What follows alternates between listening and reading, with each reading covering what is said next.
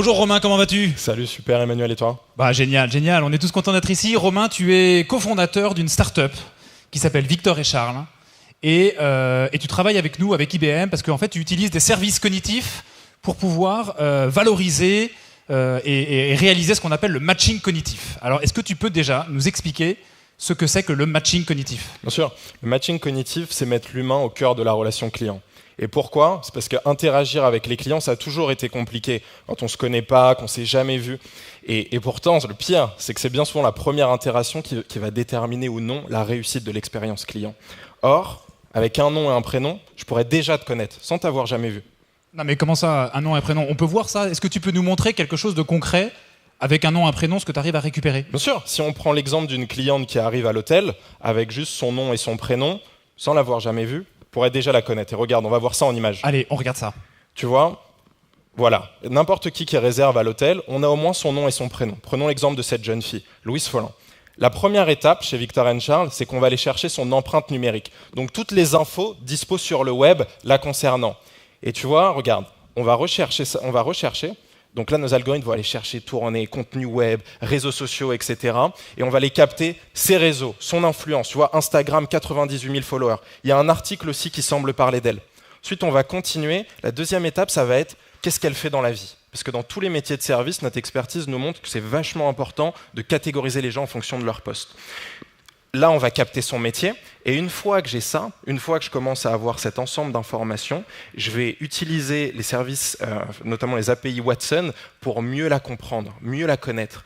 Et donc, premièrement, on va faire ce qu'on appelle un personality insight. Donc, on regarde tout ce qu'on a capté sur elle, on va s'intéresser à sa personnalité. Tu vois, elle a l'air plutôt agréable, plutôt extravertie, et elle a des besoins associés, notamment la reconnaissance. Et on va affiner cette analyse avec l'API Tone Analyzer. Donc là, au regard de ce qu'elle dit, on va essayer de détecter les émotions, et notamment ce qui procure de la joie. Pourquoi de la joie? Parce qu'on est dans l'hôtellerie, on est là pour lui faire plaisir. Tu vois, luxe, mode, même burger végétarien, ça lui procure de la joy. Ça, c'est vachement intéressant. Et tu vois, on va compléter cette analyse avec une dernière couche d'algorithme pour transformer ces informations en connaissances clients actionnables. Et regarde, de mode, de luxe, je vais déduire que c'est une fan de Chanel, que c'est une lectrice de Vogue. Et ce burger végétarien, il va rester comme signal fort.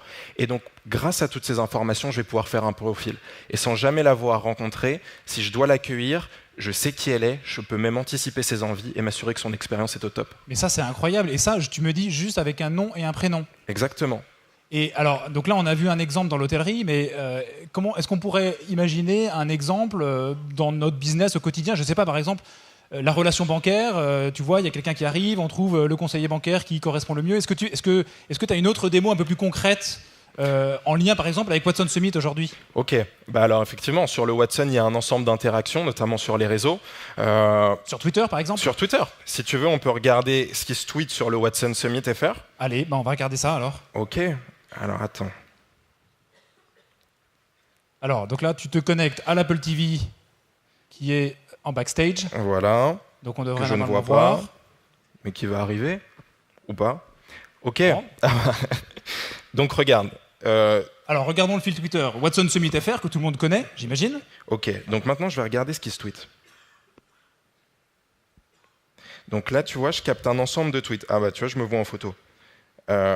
Ok. Ah bah tiens, celui-là, là, regarde. Manuel Diaz, la relation client sera human-centric ou ne sera pas. Ok. Allez, go, vas-y, prends ça. Donc on va prendre ça, et la première étape, c'est déjà de mieux comprendre qui est Manuel Diaz. Donc je vais réaliser son profil. Et là, comme l'exemple que je t'ai montré avant, avec son nom, son prénom, on va aller chercher toutes les infos publiques disponibles sur lui pour essayer de mieux le comprendre. Génial, on va tout Regarde. savoir. Tu vois, Manuel, digital entrepreneur, passionné du numérique. Ok, donc lui, il sait de quoi il parle.